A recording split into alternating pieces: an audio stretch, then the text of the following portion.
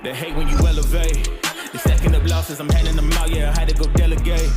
It feel like I'm floating, I'm lost in the moment, I swear I could levitate. They never believed that I would really fly. Yo, what's up, everyone? Welcome back to another great episode of Express Yourself with XPress. I am your humble host, XPress, but we gonna change that humble word because projects are coming out, so I can no longer be humble about anything. Just be more embracive and more celebratory, and just be more myself.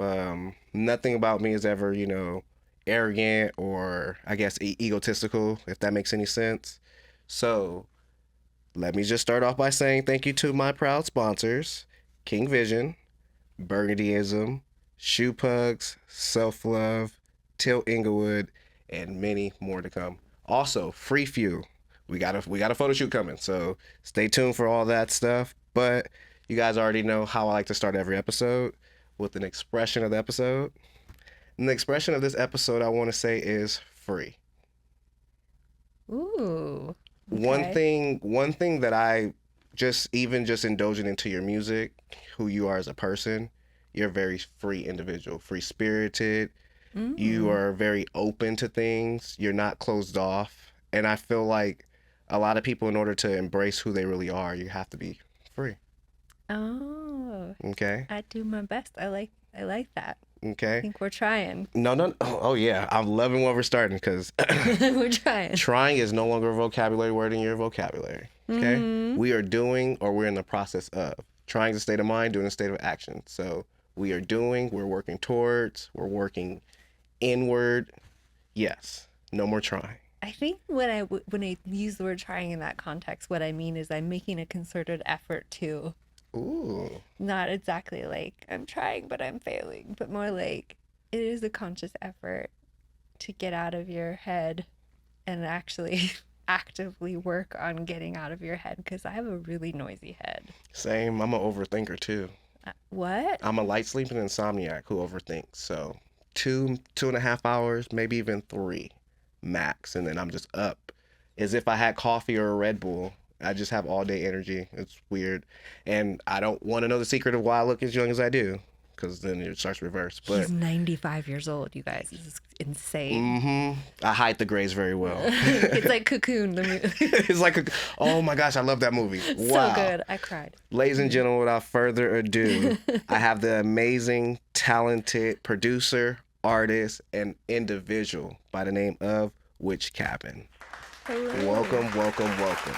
And thank you for being here. Thank you for having me. I'm already so happy to be here. No, thank you. Like, again, this was a moment that had to happen because I felt within just the moment we connected, and there's going to be a lot of connections here. Talk about connection. But it was just pure. Agreed. It was just like I was able to just freely there was no barrier. And a lot of people have those type of things based on their past and things they've been through. Yeah, that's true. That's true. We're going to be friends. Absolutely. We're going to have to be friends. 1,000%. So without further ado, let the viewers and listeners know where you're originally from and some of your family upbringing. Well, I was born in New York, but I actually just saw this really funny meme today that was like, just because you're born in New York doesn't mean you get to claim. And I'm like, no, like it's just on my birth certificate. But I was raised by Brooklyn parents, so I feel like it's kind of like being raised by foreign parents, Mm-hmm. And being raised in California by Brooklynites is kind of hilarious. My dad's from New York, so I understand. Yeah, totally. Okay, yeah.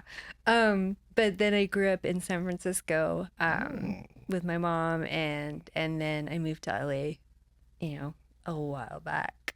But it's not. I love LA, and I've lived there a long time, but I don't feel like it's where I'm from. It's weird. I feel like the pace in you is probably like more fast-paced New York style. If you're moving too slow, get out the way type of thing. Yeah, New York suits me for sure. Okay. I feel at home there. Yeah. And when did you make the transition from New York to San Francisco? Oh, I was little. Okay. I was little. But do you remember anything within that period? Barely. No, that's why I'm laughing. That I'm saying, like, I can't say I'm a New Yorker. I was born there. Oh, okay. I'm saying I would be the meme. Mm-hmm. I was born there, Brooklyn parents, but I grew up in San Francisco. Okay, so let's talk about the San Francisco upbringing. What was that like? What was your upcoming? What was school like? Who were you before you discovered who you are today? Kind of the same person. But Okay. my parents got divorced when I was really little, and then we could really spend all day on this. We don't have to. But my dad remarried, and I think the goal was marry the opposite of my mom. So I sort of grew up with a split personality of homes, and my mom was like swore like a sailor, chain smoked, Oh. bong ripped, dating, Lady going out at Popeye. night, and as she should have. She was 30. I'm not saying anything was bad about it. I mean, there was mental illness, but that's the bad part. But I don't think her going out and doing all that. But so I kind of was a latchkey kid all over San Francisco, and I grew up on a street that had shops. So I was like this scrappy little kid that would go in all the shops and be like, hi. Talk to like the families that own these stores, or like, go to the round table and play a million games of Miss Pac-Man. And, I just sort of did what I did. I would go to a diner on Friday night by myself, and I was like 9. But everyone knew you, so you were well protected. I was kind of safe. Yeah. Yeah. No, definitely. So let me ask this, since you are an incredible artist. Thank you. When who were the early influences as far as music in the household that you were coming up listening to? I get asked this a lot, and I because it's a very legitimate question. But the first big records to me were Thriller and Purple Rain. As it should be. And I used to ask if I could sleep in the living room on the weekend, so I could just sleep in the couch bed in the dark and play Purple Rain over and over again. And if friends came, I'm like, here's what we're doing, guys, tonight. We're listening to Purple Rain on repeat, and we're gonna watch the bar across the street and see what drama goes on. You had it all. You had your weekend already planned out. Yeah. All you're missing is what, the Squeeze-Its and the Domino's Pizza. Round Table. Round Table. Oh, Yeah, okay. San Francisco has its thing. Okay. Yeah. So that, and then then it was all new wave and all of that. But at the same time, I don't know why I became obsessed with reggae and old reggae. Well, I think it was a Bob Marley record, which is the gateway.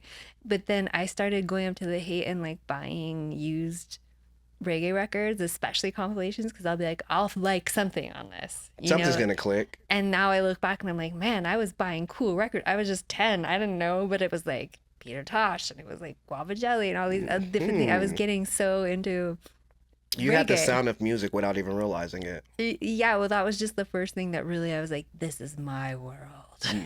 And no one else around me listened to it. It was just, I don't know. So you were always the one that stood out. Well, no, I was a quiet little scrapper. Oh. I wasn't like the leader. I skipped kindergarten, so I was really young always. And actually, as a friend or like at school, I was kind of like, what are we doing, guys? Like, I wasn't the like, everyone check this out. Like, I just had my own, I had such an internal secret world, especially around music. So how old were you when you started producing your own music and becoming the artist?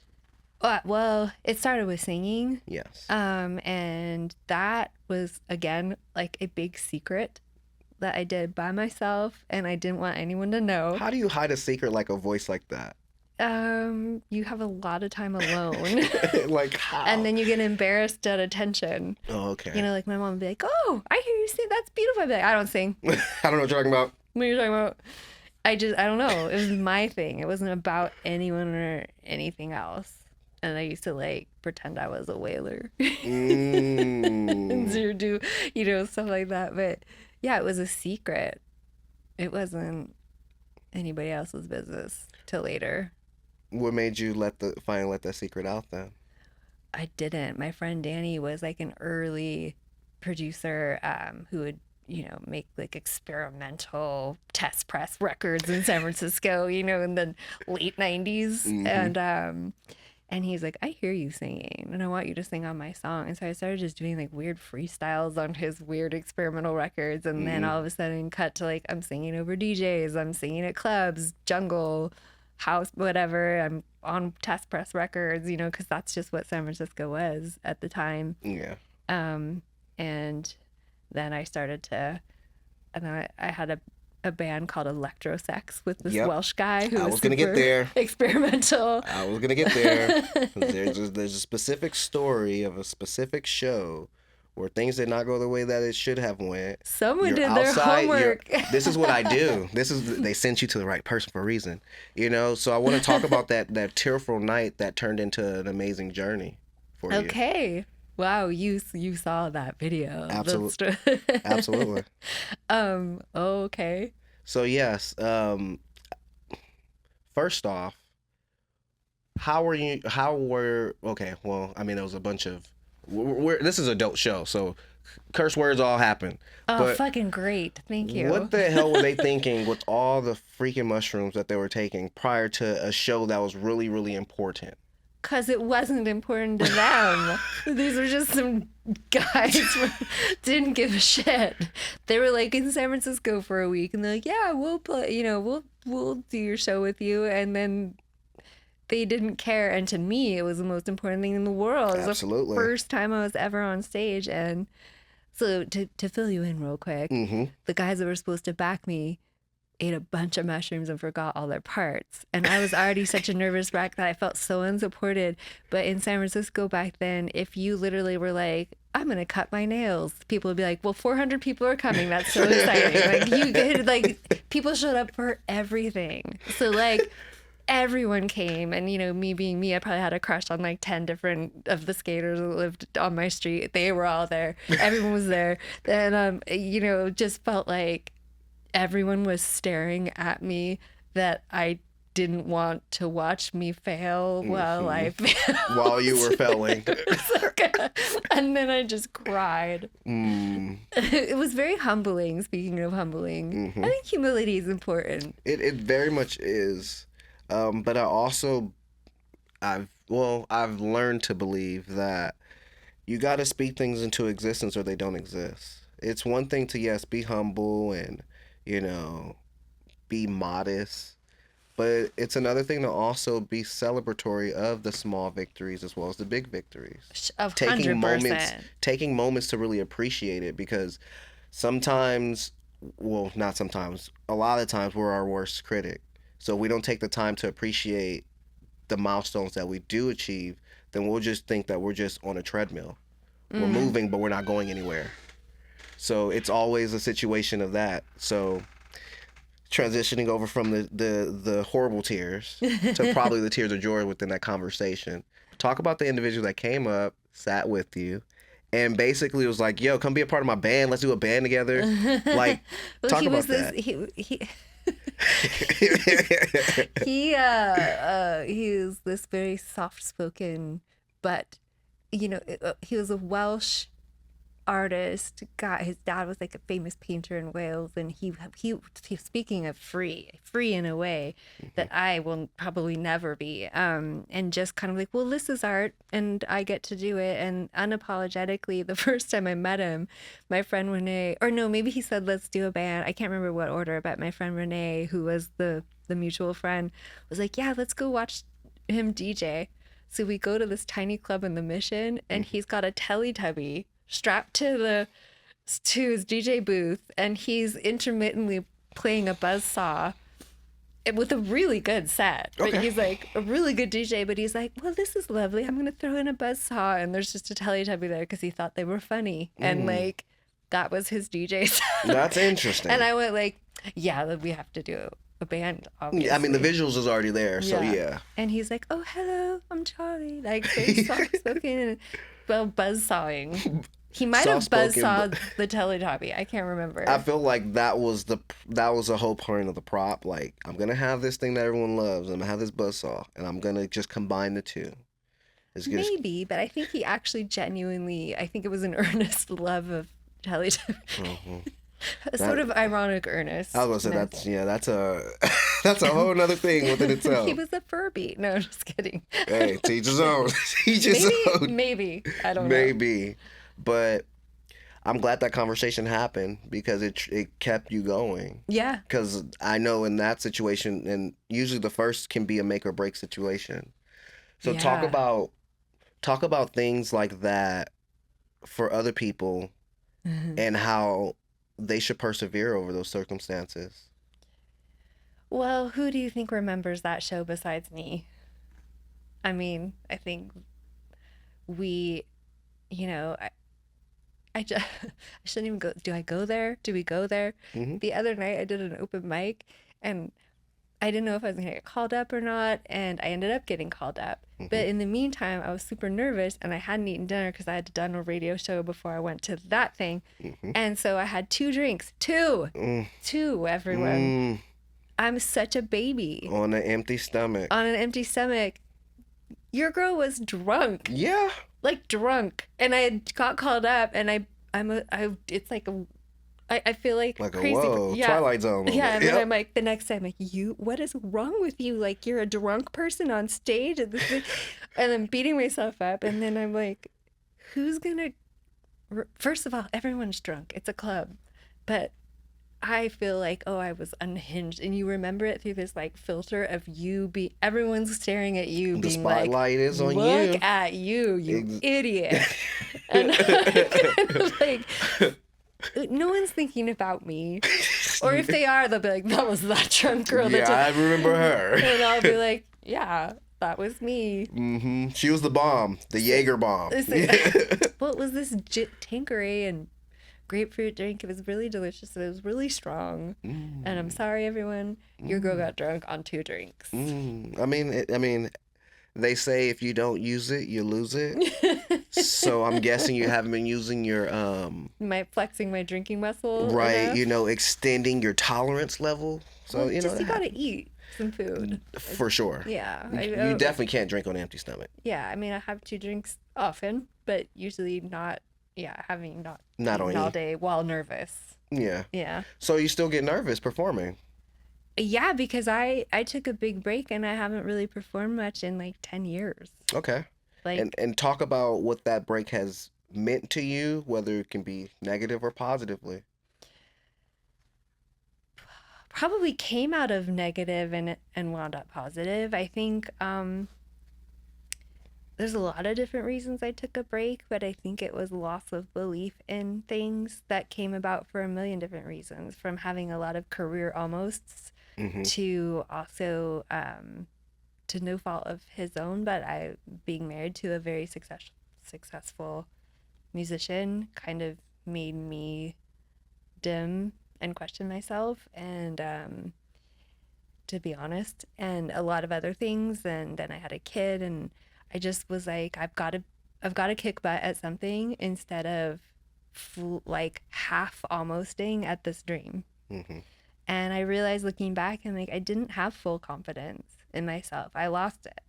And I got confidence from being a mom. I got confidence from my catering company. I started with my sister and doing like food design. And then I kind of came back to it in the like, I can't not do it.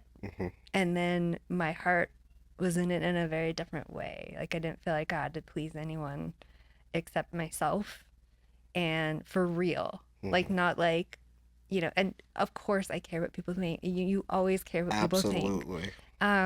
But like, that's not the first thing or the second or third thing.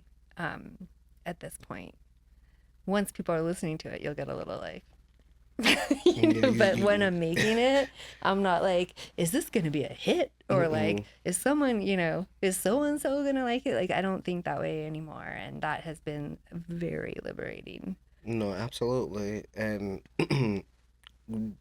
coming into the circumstances and, being a family woman, being a mother and everything, how supportive has your family been towards your artistry and your music? I don't know if I could even interpret it in the right way. Like, I don't know.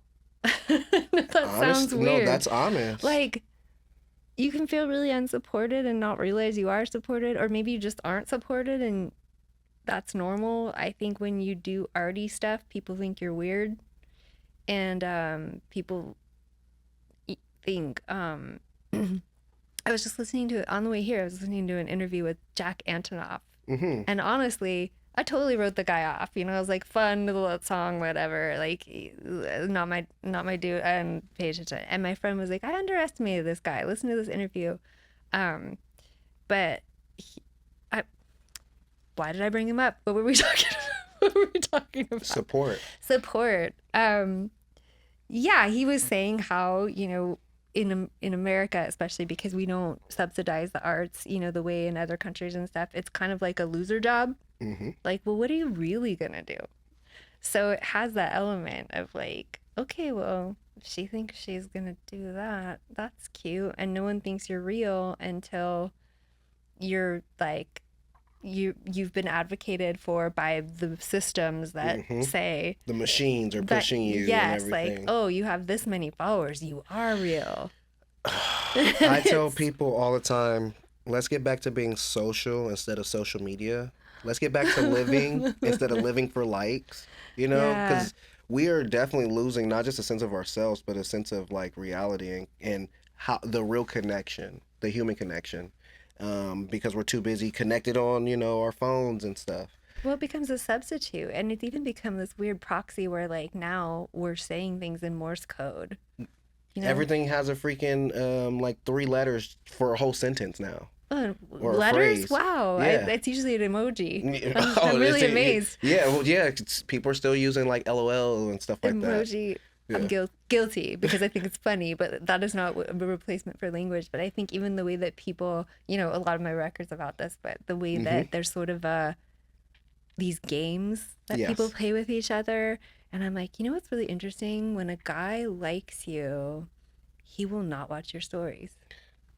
Like, when he likes you, he'll watch your stories. Once you go out with him, he won't watch your stories. We're about to have one of these intermission conversations. Is it an intermission? But I mean, like, those are the funny games. The funny games that, or, the unfollowing, but then making some kind of big thing. Like, there's just like these weird social media constructs. games. Like, if I want anyone to express themselves, I have to do so myself. So I'm going to take a little chip out of my personal life and add it on this mic. Okay. So I'm not going to say timelines or anything like that. No, it's not recent, so don't even. But yesterday. So like, like last week or a few weeks ago. And, yes. And there's a truth in every joke, by the way. I'm really focused on this. This is creating content, doing podcasting, all that stuff, fulfilling my purpose is really where my passion's at. Mm-hmm. So, and then it's also going to get into a question that I have for you as well.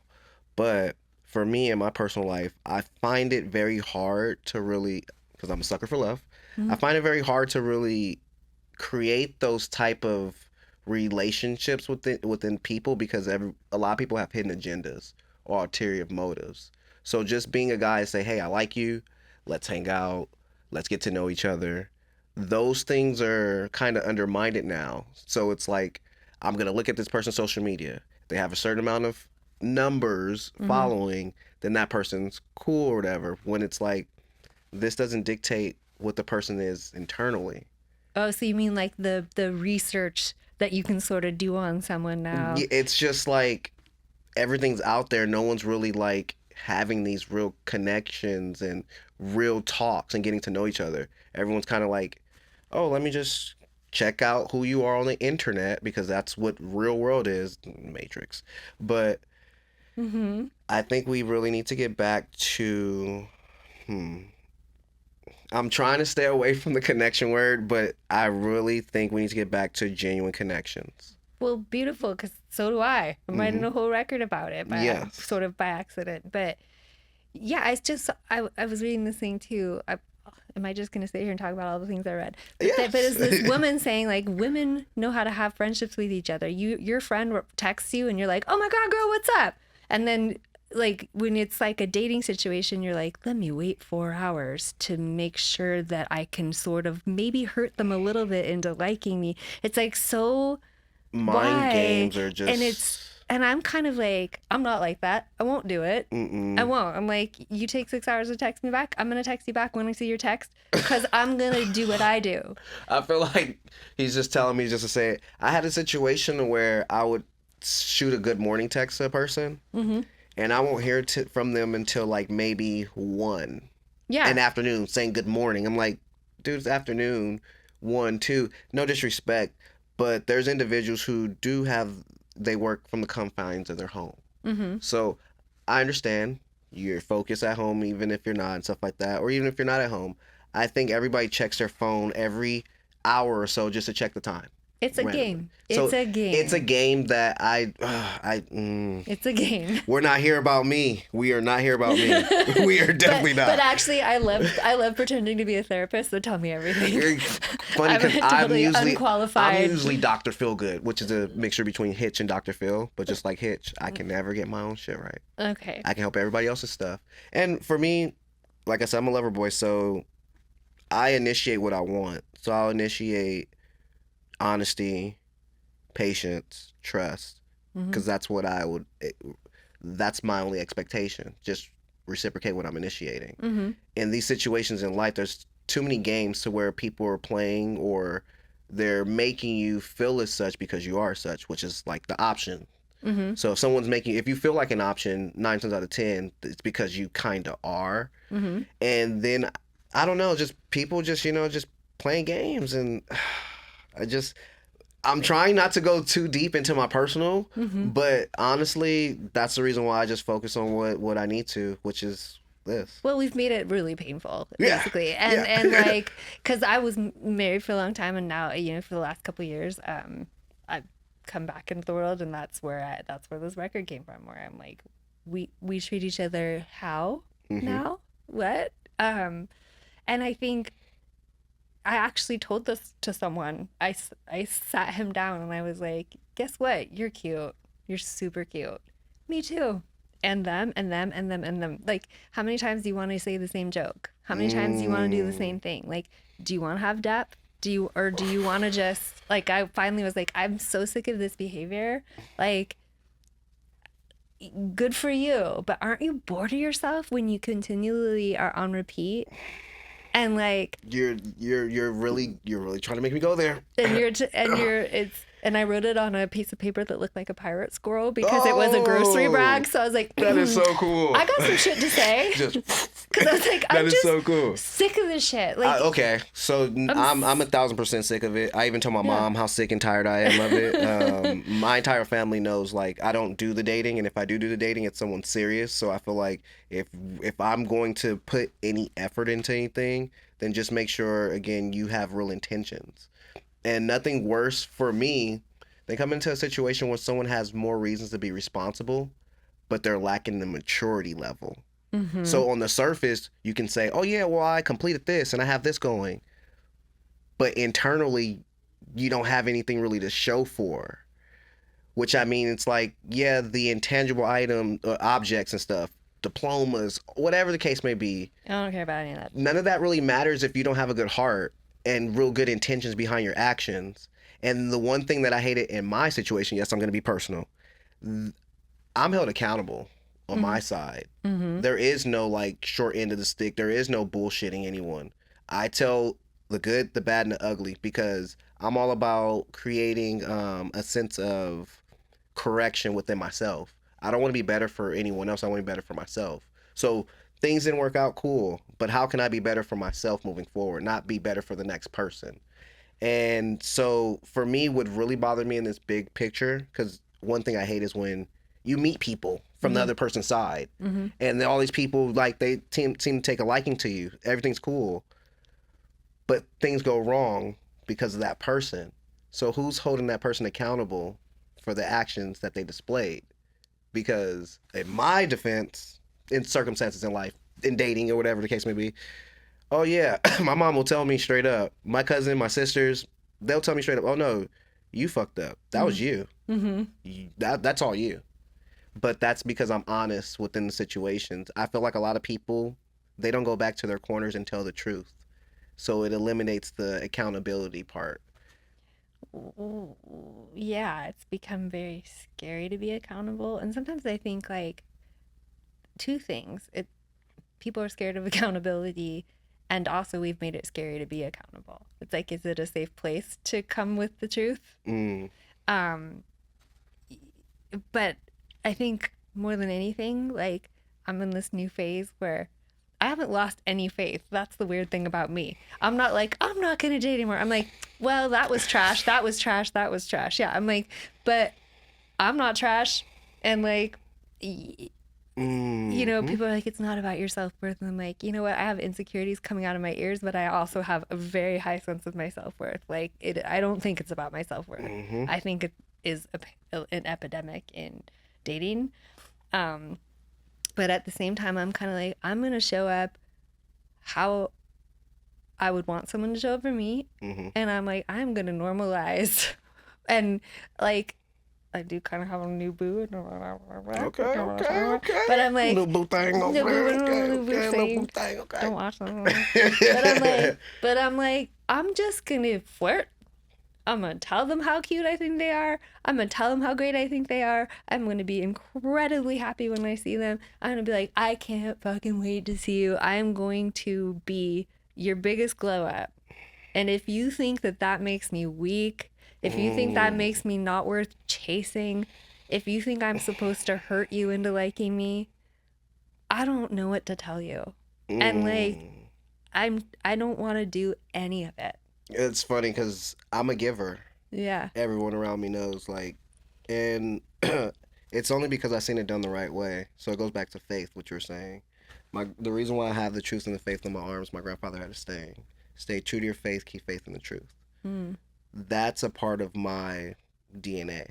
And so I'll be damned if I change how I was raised, which was the right way.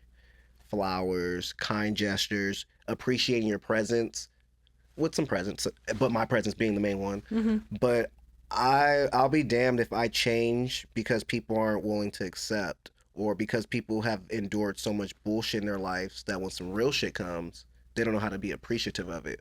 Or they'll look at it as, oh, he's a simp. And it's like, maybe I'm simply treating you how you deserve to be treated. And you haven't yet. Maybe that's what it is. I think you're not completing that simp We don't trust word. it. You people don't trust it. And that's between you and, I guess, resolving issues from the past, be able to move forward. I feel like a lot of people keep their past as a shield in front of them when they're just blocking the future coming towards them.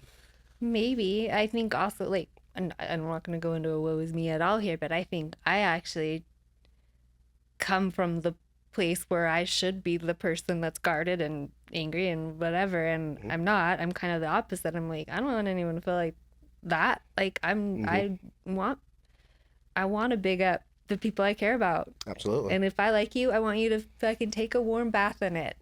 And that's what dating should be. And the fact that it isn't is devastating. I feel like everything should start at 110, and based on someone's actions or lack thereof, that comes down. But I feel like everything should start off.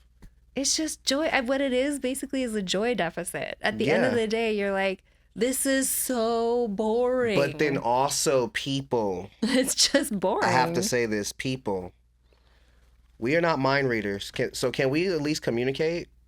Communicate, please, because like that's a big thing that we're still lacking as human beings. Like, hey, you hurt my feelings, so you're gonna sit there and be upset instead of say what caused it, so I can make sure as an individual I don't cause that again. If I care about your feelings being hurt, or if a person cares, I say they're only gonna do 3 things: take in consideration, keep doing what they're doing, or not give a shit anyways. So give me the option to give a shit, not give a shit, or just leave things where they're at. That's all I'm saying. And I think people don't do that. So, yeah, the dating thing, yeah. I waved my white flag a long time ago. You shouldn't do that. Don't do it. I'm a sucker for love. I'm a sucker for love, but in a world full of lollipops, I cannot be a sucker. Don't let them get you. Yeah. There are good ones. There are good. I think the tide is turning. I think people are starting to be like, what is this that we've done? This is, joyless. And, I keep saying, I'm like, how fulfilling is the roster? Like, really? And you're about to have me saying a whole bunch of sayings now, because even going with the roster thing. Like, how fulfilling is it? Like I said, we all know we're cute. Everyone's cute. We're all cute. Good for you. Like, you landed another cute person, but I want I'm like a ride or die. I'm like, I want to have fun. Right. I want to have joy. I want to I want to build with that person instead of hitting the reset button each time. And I said this on another episode too. Like people, they get so into, and there's some people who like that type of weird stuff. Like, oh, I want to fight with my partner and all that stuff. And it's like, instead of fighting with them, fight for them. Yeah. Why don't you guys fight for each other? Yeah. So like, and it's also another saying too. Like, we're all 100. And it's a saying, we're solid dollar bills. Mm-hmm. So it's my dollar for your dollar. But there's this situation where people are breaking their dollar up into 4 quarters, which still equates to $1, but they're putting 25 here, 25 there, 25 there, 25 there, and expecting 100 back, but you're only giving quarter pieces to yourself. So it's kind of like you're devaluing yourself, thinking that you're adding value to yourself. So right. It depends what you value, and I think people have kind of lost sight of what their end game is. Yep. So before I lose sight on this end game, because we can talk about this all night. Yeah, we go. You know, we're gonna do another hours. episode where we're gonna break that down. Everybody becomes a repeat offender on here. Just letting you know. I can't wait. I can't either. And then that's where we're gonna be drinking that whole Casamigos bottle, and we're gonna be like, God. and another thing. Another proud sponsor of the show, Socially Acceptable. Thank you, Casamigos. So getting into the music, well, getting back into the music and everything, and then you took a hiatus. You're back in and everything. How do you feel, and what did you learn from your hiatus? Well, the hiatus included a pandemic. Yes, we learned a lot. And some of it included a lot of loss for me, and I think particularly losing my dad, like now almost 5 years ago.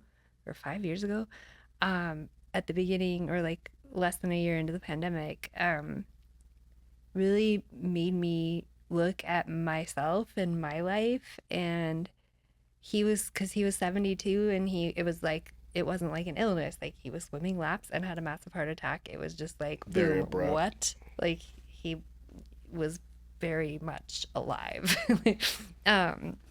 And it shocked me and really upended some stuff for me, but it also made me look at what I was doing and what I wasn't doing. And music kept going, you're not doing me. And I went to visit some friends in Berlin, and at the time it was still pandemic-y, and my kid was probably like 5. I felt guilty for leaving for a week. Now I'm like, honey, I'll be back in 2 weeks. He's like, fine. Like, so he was little. I felt like I left my baby. And I was with friends who didn't have kids, didn't have families, and I just felt like they were just making music and doing all these things, and I was kind of like, I want my son is the love of my life. I love him so much, but where did I go in any of this? I don't recognize myself. And I just cried on my friend's floor. And my friend Kimmy, she was like, well, so start making music again. But how? Like how, when, how, like, I don't know how to anymore. And then here we are. Back into the music game. Did you miss it? Yeah. Yeah. But it was also good. Like my bandmate is now, he does sound for Jack White and all these different artists. Like we were sitting in a dark rehearsal space, reprogramming the things that broke on the things. I was like, we're sitting here in a dark room fighting with Ableton every day. Like we're not like, the reality of what we're doing is not what we want to be. We want to be playing Iceland Airwaves, and we are fighting we're reprogramming the lights 4 hours before a show because it broke again, and this isn't joy. And you want to travel the world with music. What if it's not as your band, but he's traveled the whole world now? I mean, he's been to Japan 1 million times. He's toured with all these amazing artists, and I'm just like, maybe your second choice isn't the worst thing in the world. You didn't go from like band to coal mining. Right. Sometimes plan B is better than plan A. Or just being able to thrive is better than I've got to hold onto this so tightly because they said I would, and people doubted me, so especially I have to, all these things. You're putting that extra chip on your shoulder to prove doubters wrong instead of proving yourself right. Or even trying to prove yourself wrong because you've started to doubt yourself. And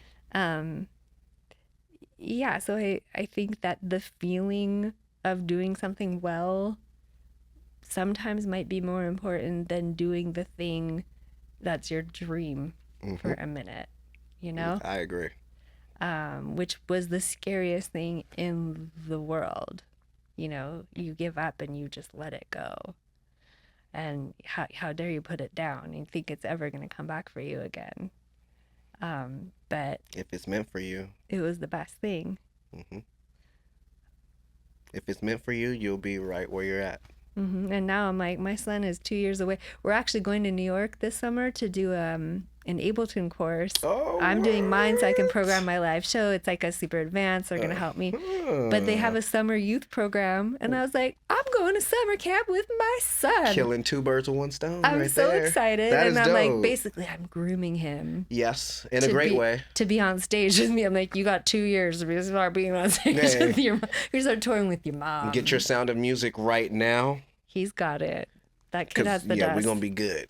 That's kid has amazing. the dust. Yeah. Do you feel like, and then we did talk about support a little bit. Do you feel like based on the support that you did or didn't have, it makes you support him even more? Oh my God. I think the reason I'm back here is because I look at him and see myself. Mm-hmm. And I couldn't probably be here in the same way without that. One of the things about my son is he's neurodivergent. He has ADHD, little OCD, like he's got things, and it makes him very him. He's also very, very art gifted. Like he's writing a novel, but he couldn't give a shit in class. Like his teacher's like, I love him so much. He's so disruptive. I don't know what to do. And he's like, he'll lay on the floor, like she'll be like, okay, it's time to do your math test. He'll lay on the floor and be like, penis. Like, he will not. He is like, it's almost like Secret Tourette's. Yeah.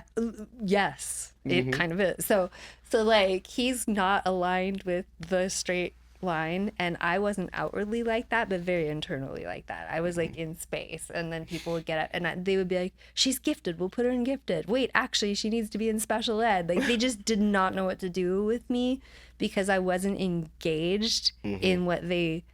And I don't think it's a conspiracy, like they wanted me engaged. It's like I just wasn't in step with the other 80%. There's 20% like us, and then there's 80%. He's the 20%. He doesn't totally lock in. He's got great friends, great friendships. They're so creative and stuff. And I see him, and instead of seeing what's wrong with him, I see the magic of him. And then I'm able to shine it back on myself and be like, you got told your whole life all these things that were wrong with you. And I'm almost like I'm protective and sort of angry now in a way that's very healthy. Yes. And I've made major changes in my life in the last few years, major, because of that. And going, I don't fit in every room. And instead of trying to fight to prove myself in the rooms I don't fit in, I'm going to start going in the rooms that there's ease. Clip that. Because that's exactly how I be feeling. Yeah. We talked about this before, and I'll say this, and there's sayings that I'm going to be saying that I said last year won't be transferred into this one. One of them was I always felt like I'm the most understanding person, yet I'm the most misunderstood. So a lot of people will take kindness for weakness, too nice, too patient, too giving, and instead of just being appreciative or embracing that, it kind of gets like pushed to the side. So I'm glad that you were able to free yourself from the negative constructs. Not entirely. It's a work in progress. It's okay. That's why I'm saying trying's not the right word, but it's a conscious effort. I have a lot of anxiety around like people's perceptions of me. It's like, well, I have a wonderful therapist. I love her. And this is something we talk about a lot. And I almost want to say to you what she said to me, which is like, we're all living in the hell of the perception. There's like a Sartre play that she quotes a lot about hell is other people. Yeah. And it's just the whole play is people's perceptions of each other and never being able to get out of it. And sometimes like, I think that I let those perceptions have so much bearing that it's hard for me to see where I stand in there. Absolutely. And I think I'm trying to hear my own voice louder than everyone else's. And then Absolutely. that comes with a whole set of losses too. Because Yes. everyone's been really used to you being this thing. And also, what's wrong with you? And all the things. And it's like, Or asking now, yourself that question: what's wrong with me? yeah. Why am I not enough? Like those type of things, those self-inadequacy things. Like, Or yeah. trying to fit it where you're like, everyone's having a conversation about the show last night that I don't, like, am I not gregarious enough right now? I feel like I'm under the, like, a lot of times I get interpreted in negative ways, like I'm being mean, I'm being judged, I'm being all these things that I don't feel like I'm being. Not to say that I don't get angry or bitchy or whatever. Like, we all have all the sides, but there's so many times where I'm like, really? Because what I was doing is I have ADHD and I was hyper focused, and so now I need to like change the pages on the computer of my brain and then start looking through whatever that tab was to answer your question. Right. And what is seen is you're so exasperated every time I ask you a question. When And- you're trying to compute because Right. you've been already programmed a certain way to answer it, and now it's also a form of care, like we said, caring of what other people think. Right. So then in the delay, I'm panicking because I know that the way I'm being interpreted is so different from what's happening. So now I'm even having a harder time thinking about that thing because I'm thinking about the perception. Of what they're gonna think about what comes out. And Yeah. my body feels uncomfortable. I get the thing. Well, I get oftenly like, if I talk too much. If I don't talk, something's wrong with them. So there is no happy medium. There really isn't. I walk through any place, and most of the time, because of how I was raised and stuff, it's like you walk into a place and you speak. So I'm really big on saying good morning. Mm-hmm. You know, you don't have to tell me how you're doing, but I'll still say good morning. How are you? You don't even have to respond like oh good morning. I'm good. You don't even have to say I'm good and you. Just a human nature. And I feel like people think that it's a privilege for those things that was just simple gestures. And we're getting away from how we were raised in this new day and age of people thinking that it's almost a privilege to speak to them, so to speak. Oh, that's sad. So it's like Like you're interrupting their peace. or just maybe they just don't have any peace and they're trying to find it. And I don't know, like I really don't know. It's a weird situation because I often come into it pretty often. Like, you know, it'll be like, oh, good morning. It's like it's too early to have that type of animosity just for a good morning. Like, really, like did you not have your bacon and eggs yet? You need some Starbucks? Like, what is, and I'm a giver, so I will help you get back to 100. But yeah, people are just weird or selective social. Yeah. Yeah. I might be that though sometimes. Like sometimes I don't think I'm always the same version, you know? Like but I don't know, I think there's so much like of these phrases right now, but people protecting their peace. I need to protect my peace, and you're like, well, you're kind of protecting your loneliness. And then there's a loneliness epidemic. And you're like, what is this peace? Like total eradication of any possible conflict of ideas, of emotions. Like conflict is like to be voided at all costs, you know. And I've realized what I hate conflict actually means, and I actually did a post about it on my Instagram. But I hate conflict actually means that I cause conflict, but I do not want to hear you tell me. I think of that the same way. I've been saying this for a while. This whole Friendsgiving thing. You know, it's usually the people in their family that goes to their friends, and because they don't hold themselves accountable, they're usually the ones that messed something up within that Thanksgiving. So it's like, oh yeah, I don't do Thanksgiving with my family because they're usually telling people like, oh, my family's extra and blah blah blah, when they can be the culprit. And they're just spreading, you know, the lies. And that might be us. Look, we're like, we could be. we're because you know, I think we probably all. I think we humans misunderstand each other all the time. I just think that's you're only seeing from outside of your body, and you're trying to make an effort I mean, I think at our best, we're trying to make an effort to understand each other. And I think that's what we're talking about. That's that little liminal space of like, you could choose to try or not. Mm-hmm. And I think that's what we're probably yearning for, is that like filling that liminal space with like a reach Mm-hmm. or like a not so self-protected, like, I can't tell if you hate me or love me because you're so Mm-hmm. self-protected that I can't tell what's happening. Like, I don't know what ground I'm standing on because there's so much, I don't know. Um, so I think I'm in that, like, just show up and be cringe. Just be warm. I'm a very Just be warm. corny person. I tell people, if you like corn on the cob, corn in the cup, or even candy corn, I got it all covered. I'm All of glad. it. I thought you said something else, and I was like, "Wow, that's that's a left turn." I'm a very horny person. Oh, okay. Well, we could talk about that here today. No. It's like, that's really not Mom, what I expected. we ain't going there. We're not going there. I just didn't But expect it. it's all But good. corn on the cob, yeah. We have plenty things to connect with. I have an amazing segment called Blast from the Past, where I took Okay. some images from your amazing journey. Oh no. I have them here for you to, indulge in Okay. and talk about what these moments meant to you. Uh-oh. Everybody says oh, but it'd be like, it's a good thing. No, it'll be fun. Let's It'll start be good. here. Let's do it. Okay. Yes. Do you know what this is? Yes, I do. But do you know what it's making fun of?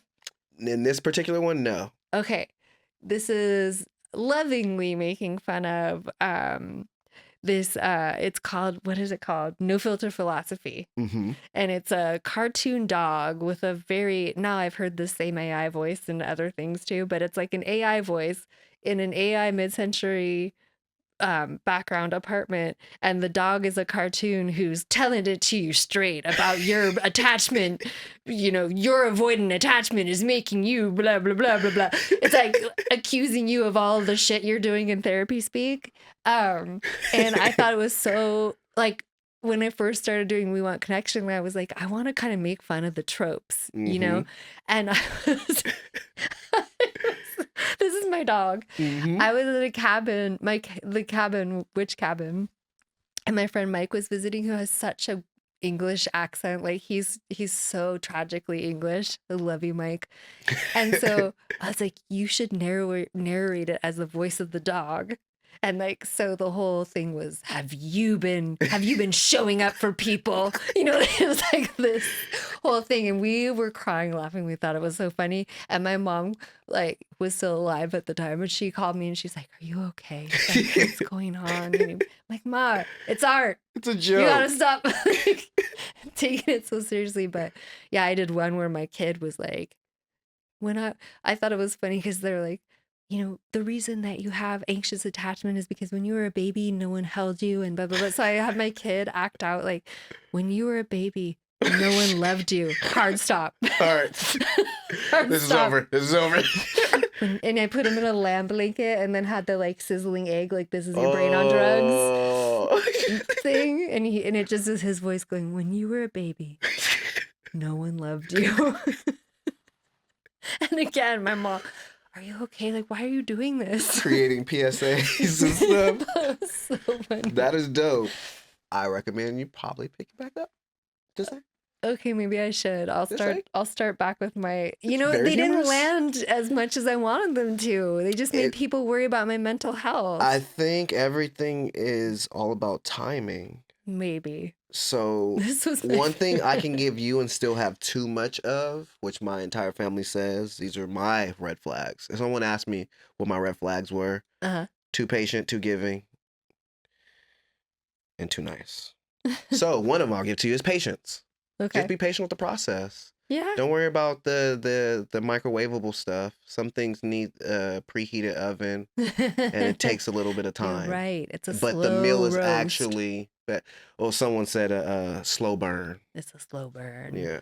Well, I was really having fun with it, and maybe not, I might need to go back and do some, I wanted to do one where, because for a while there were all these tropes. They're kind of doing it less, Mm-hmm. but it'd be like me interviewing me, and I'll play both roles, and I'm going back and forth where I'm the anxious attacher, but I'm also the avoidant attacher. And what I would say to you if I really could, and what I'd really say is Like a like, good cop, I don't bad care cop. about you right now, but it hurts my feeling, you know, like these acting out. So I was like, it really wanted to do these like really bad advice, like Yes. me acting out me, or like therapy scenes where you're like, you know, he seemed to really like me, and I just didn't text him back for 3 days, and then the therapist was like, "Good, you're growing. You're Like, that's growing. really great.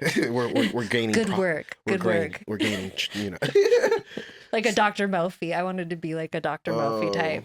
Yeah. Okay. Well, you're inspiring me to get back to doing my thing. Okay. I'm gonna get back to doing skits and shits. You guys know, I only made maybe 2.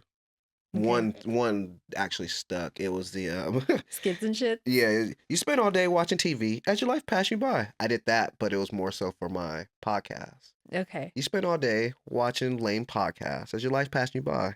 And then I just went on, and because I've known that thing by heart since the dawn of time. I even had the hat to the side, white T-shirt. Is that an LA commercial? It was the Everest commercial, the Everest College commercial. It was the old one. I'll show you after, but because I'm not from here, I don't know. that's okay. When you like, see it, you'll be like, I've seen this. So this is a making fun of something. Absolutely. Okay. Definitely a spoof. Because I guess I thought this was national, but up north it was like, turn off the TV and go to the wonderful world of outside. And children would leave a dark, like, suburban hellhole house and run out into a field of like flowers. That sounded like the intro for Weapons. Totally. Literally. Totally. Like, or there's a new Ice Cream Man movie or something like that. Similar, because it's the director of Weapons. So. Oh, ooh. And it's the kids that are doing some crazy stuff. Watch the trailer. Okay, I will do. Oh, right. This is your life. Oh, no, is played. we good. But this right here. Look at that baby. Let's talk about this glow up right here. That is a baby. Now, explain to people, because you have had, you know, life circumstances and things, but explain to them how important your glow up meant to you and how you're still adding to that glow up. Well, I don't even know if I would call it my glow up, but I'm trying to tell other people like things take a while. And so many iterations of versions of you can exist, and they all kind of exist in me. But this actually was a comeuppance, because that was at the same place where the guys were on mushrooms. Except this, maybe even the video, I just kind of fused it together. You did. Yeah, I did. But this is actually another time at 111 Minna where it actually went really well. But this is only the picture I had, and I thought it was funnier to talk about my bad show. But this was actually a really good show. And I made that outfit. My boss at the hair salon where I worked, and we all did ecstasy together, she had white leather pants she let me borrow, and then I made the top out of like leather, and I made these balloon sleeves. And check you out. Yeah. Yes. So you said this show went great. It did. Okay. Did this show end with tears of joy?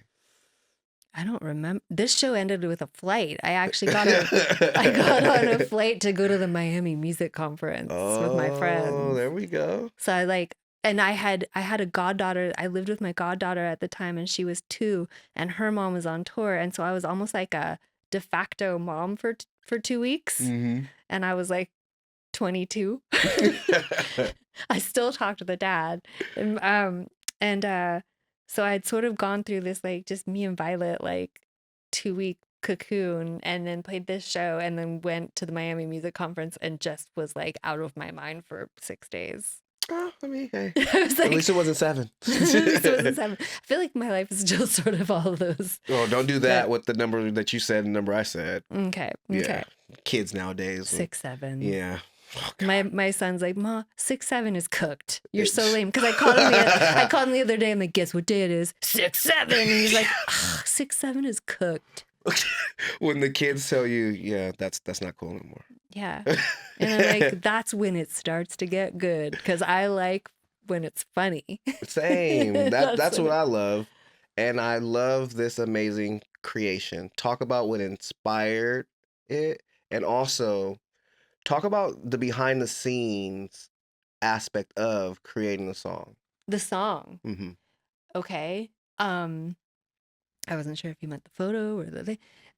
The song kind of poured out of me, and what I think is really fun about this song production wise, because I was having big feelings, but I was at my cabin and I was just kind of noodling around on my Ableton Push, and I found this bass sound, but there's a stutter in the bass part that I love, and it's because I sort of spasmed, your hand spasms, and I double hit this thing, and the way that the push works, like there's different velocities and stuff, and the sound will work differently depending on what part of the square you hit. So it was like I accidentally did this little stutter, and it kind of felt to me like like felt like an almost, or like a wanting. It just felt like something to me, and and then also just in the way of like, okay, so now I have this sound that's like disappointment, but also cool, and I love it. But it's like, it's the sound of like, fuck. So then I needed something pretty. So I was like, I'm going to kind of look for an arpeggiated, like airy sound. And so the song sort of started with these two sides of like the hope and the crash, and the hope and the crash, and the hope and the crash. And so it almost got written less in like, well, this is the song structure, and more in like a ride. And that was one of the songs where I was just starting to like really do my own production, and I did bring people in that were amazing and added to it, but definitely I'm doing a lot more of my own production, and this song was kind of the first one where I was like, oh, I kind of came in the era where it's like the boys produce, and then you sit there and so the boys DJ, the boys produce, the boys know about records. And now, I was just thinking recently, I was like, when I would walk into record shops, I'd be so scared and shy, and it was like all dudes, and like, then I'd be like, have you heard of Soul Makosa? This is the most sampled, blah, blah, blah, blah. And I'd be like, no, I haven't. I'm such an idiot. And now I'm like, that guy was flirting with me. I just didn't know. Like that, like a guy's like, oh my God, a girl's in here. I better sound like I know something. I didn't know that then. The positions we be in as men that you guys don't realize. Yeah, like I'm just like, they think I'm an idiot. There's no other girls in here. And now I'm like, oh, I should have hung out there all day, every day. That was probably the most exciting thing. 3 girls come in a day. Pretty much. Yeah, but I didn't know that. I was just like, I don't know anything. I've never heard of Soul Makosa. Teach me. Have the record still. It's like, okay, I'll buy the record. And with this record, can you say that it was more so personal life bleeding into the music? 1,000. And does most of your music come from your perspective, or is it you just viewing the world and other stories as well? I'm not a storyteller. I mean, I like to write, but I'm when it comes to music, this is like, I'm getting it out. And then that thing we kind of talked about when we first met before we started this, which is I kind of feel like because I'm made somehow to be very open, that it gives me a sense of purpose almost. It's not self-deprecating, because I believe that everyone has the same things, but not everyone is willing to talk about their own version of it. And I oddly am. And so I think some people can be put off by that, like, oh, you're too open, you're too ugh. And some people are like, I feel seen because I'm afraid to say those things about myself, or these are things I'm afraid to say about myself that you're saying without apologizing. Because my whole point is, well, don't apologize. Yeah, I chased. I did it. I did the thing. I wrote the long fucking text. I did it. So like, and then someone else is going to go, oh, I didn't even want to admit that I did that, and I've been hating myself for doing that. And now you're like, well, oh, it's in a song is what it is. It's badass. We all do it. So it doesn't matter. Like, we can't be so afraid of ourselves or afraid of showing ourselves. So I sort of feel a sense of purpose of being like, I'll show my embarrassing shit first. And maybe that's what being a songwriter is. Easily. For me, I listen to all forms of music and stuff, but a lot of music that is relatable. What is it? Relatability? Or relatable. Or the vulnerable songs for me. Mm-hmm. So it's like because I've been through a lot of different things and stuff. So it's also about having music or just individuals who are over suffering in silence and hiding their hurt so they can heal from it. And I feel like there's joy in it. Like it's not even just suffering. Like I like to dance, and Mm-hmm. my music is gonna have that element in it. I don't make dance music, although I would love some good remixes for make me Okay, some okay. bang. Speak that into existence. Turn this into a dance floor banger. Mm-hmm. Mm-hmm. But I want to be able to move. I am having fun with it too. Not that I'm like making fun of it, but like music is fun. Synthesizers are fun. Beats are fun. Mm-hmm. So like even if you're like this is this thing, when I'm processing it through this, even when I'm feeling whatever, it's like it's there is an element of joy and discovery that morphs it into what I want it to be in my life and in my world. Absolutely. So maybe. So yeah, it's all You're so incredible. it's all Maybe. all No. very personal is what it is, because I don't know how to not do that. So we are definitely at the positive period of the podcast where I Okay. ask any and every individual that is sitting across from me, Mm-hmm. whether you're speaking to a younger version of yourself or another person that could actually use the help to get them out of their suffering in silence or help them heal from what they're hurting from, what would those words of positivity be? Mm-hmm. From you to you or you to them? Or both? Well, the first thing that comes to mind is like I don't even have to talk to my younger self. I have a living version of my younger self. And he's a very creative, very big feelings kid. And he's always like, Mom, I just want to be happy. Like, I hate when I'm not happy, or I hate when you're not happy. He'll get so worried. And I go, dude, I have been in the last 10 minutes happy, sad, pissed off, grumpy, hungry, angry, Hangry. excited, happy again. Like, there's no, I grab happy and hang on to it, and that's the only good state. Like, Mhm. it's all just like, I always think like when people are like Mercury's in retrograde and that's why all these bad things are happening, and I'm like, I don't know if this sounds very Danish of me, but I'm like, bad shit's always happening, good shit's always happening. You have to be able to live with both. Mm-hmm. And if you can, then you can really live. You can't just be like, well, all the bad stuff will go away when Mercury leaves retrograde, so this is a terrible year. And then, it's like, no, there's always going to be darkness and light, and live within it. And just be that shining light in your own darkness. Or just don't be blindsided by a rough patch. Be optimistic and not pessimistic. There's too much of that going on. And the summertime's coming, so I don't want to fry you guys' brains. But this is amazing. You are amazing. Likewise, thank you. Let them know when the next possible performance is coming up, what's the next sound to be looking for, and how to stay in touch with you. Okay, first of all, I'll work backwards. How to stay in touch with me. Follow me, all the things, Spotify, and don't just like listen, like follow, because there will be releases. That's actual support, to be honest. Like if we're talking about how to support artists, literally a click, because that is what tells the robots that this artist is valuable.